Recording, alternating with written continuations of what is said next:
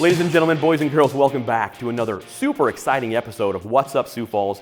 Thank you for taking a few minutes out of your day to join us. I'm really excited about this episode because it is all about really what this show is focused on. I am joined today by Matt PAULSON, founder of MarketBeat.com and chairman of the Falls Angel Fund. Matt, thank you for taking a few minutes with us. Yeah, no, it's great to be on the show. Love what you guys are doing. Love to see more kind of alternative media come up in Sioux Falls, and just a great thing you guys are doing. Thank you.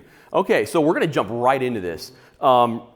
If you guys aren't familiar with MarketBeat.com, that's maybe because you aren't involved in the financial markets, and that's okay. But MarketBeat.com is huge, and this is really cool to have this based in Sioux Falls.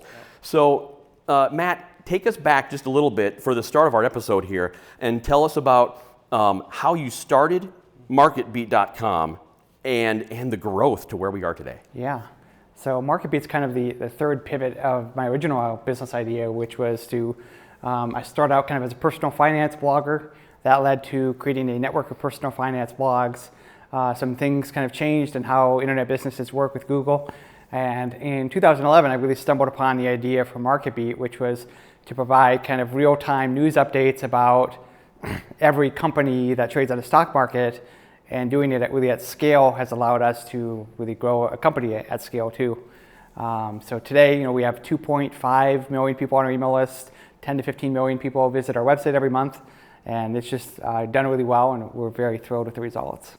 That's incredible. Okay.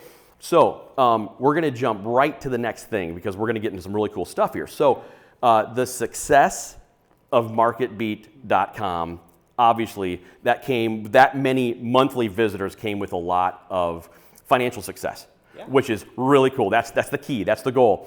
And that allowed you to, here in Sioux Falls, start your own angel fund. So tell us a little bit about, first of all, for those that aren't familiar, what an angel fund even is, and then tell us about Falls Angel Fund. Yeah, so I wouldn't call it my own. It was a team effort of myself and John Hankhouse, Mark Mickelson, and a few other people that we saw kind of an unmet need for a source of capital for our new high-growth startup companies in the area. Nobody was really around writing that first check into a company saying, okay, we think you got something, here is your first $25,000, $50,000, $100,000 investment, so you can really see if your idea, your concept is something that's going to work out in the marketplace. So we saw that need.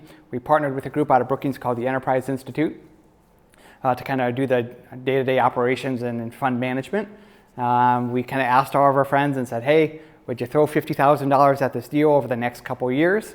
We got several people to say yes. I think we ended up with $1.35 million in a first fund.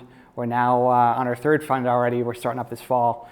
So we've invested in a lot of cool companies in Sioux Falls.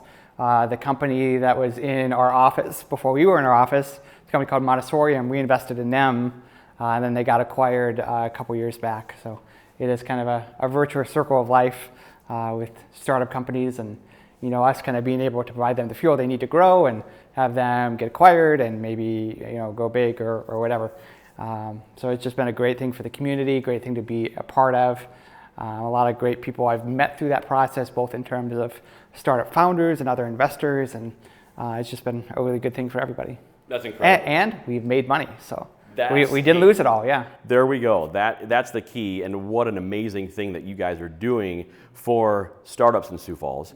Speaking of startups, that takes us to the next, and I'll say the last part of what we want to discuss today. You're involved in a lot of things, and unfortunately, we don't have time to get to all of them. But the other one that I wanted to talk about today was Startup Sioux Falls. So tell us about Startup Sioux Falls and what you guys are doing with that. Yeah, so Startup Sioux Falls, I originally kind of had the idea in 2017. I had a partner in it. It didn't really get off the ground with the partner that I had in it. He got distracted, moved on to another thing. And then in 2019, I thought, okay, this is something we really need. I'm going to pick it up again. And what we kind of found through organizations like the Sioux Center for Entrepreneurship and the Enterprise Institute and kind of some of the SBA's program offerings is there was no real way to market to the community of entrepreneurs. There was no central gathering place. There was no like email list of all the entrepreneurs in the community. And I thought, okay, we really need to create this community so that we can funnel people from the community into all of these great programs we have, like Falls Angel Fund and the Sioux Center and the Small Business Development Center. Like, we need the people, and then we can point them in the right direction of the resources that can help them. So that's kind of why I saw the need for Startup Sioux Falls. So kind of started out as a Facebook group that we've got grown to about 7,000 people.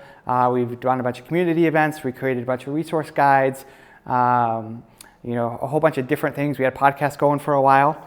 And about 2 years ago now, we found it would make a lot of sense to merge it in with the Sioux Center for Entrepreneurship because there was so much overlap, and our teams were already working with their team pretty closely. So kind of at the beginning of we announced it 2 years ago, kind of this month, and it took probably 3 or 4 months to merge them together. But they were able to bring a lot of resources. We were able to bring community and the skill set, and that's been a really great partnership. Brian Maynard is kind of the executive director for that now. She does a great job.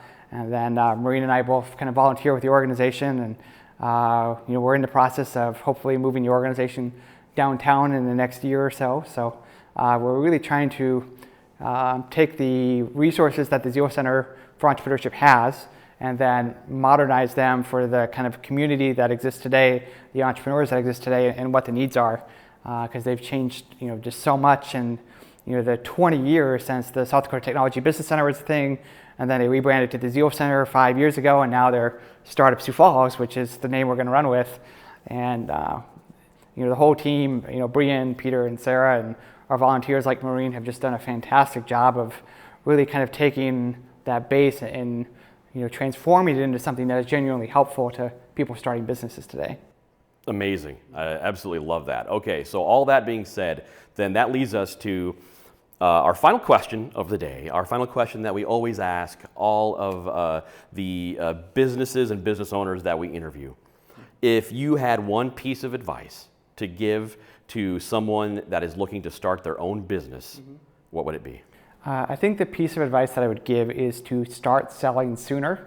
I feel like a lot of people have businesses that exist only in their heads for a very long time, and then they get ideas of how their business should be and what people might want to pay and what they think their products should look like.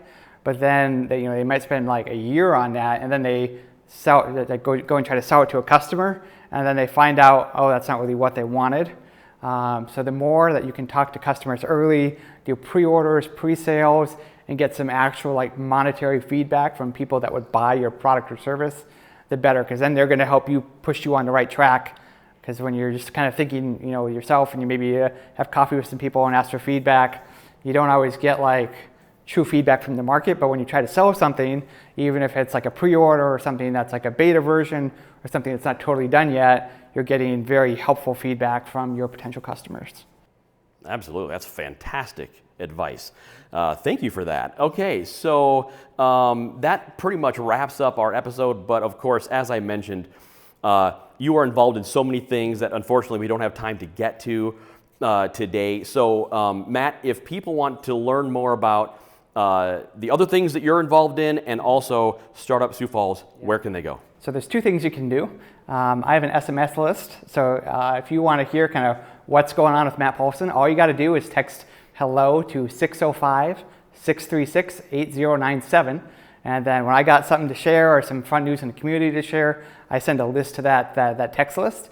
So if you text that number, 605-636-8097, you'll get some SMSs from me. You can also check out my website, mattpaulson.com. And then if you want to connect with Startup Sioux Falls, maybe apply to their Co-Starters program, come to some of our events, or just kind of get some of the news updates, that is startupsiouxfalls.com.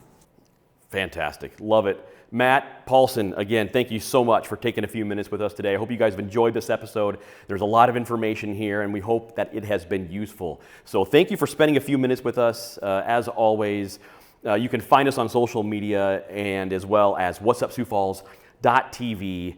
Thanks for joining us, and tune in next week for another episode. Thank you.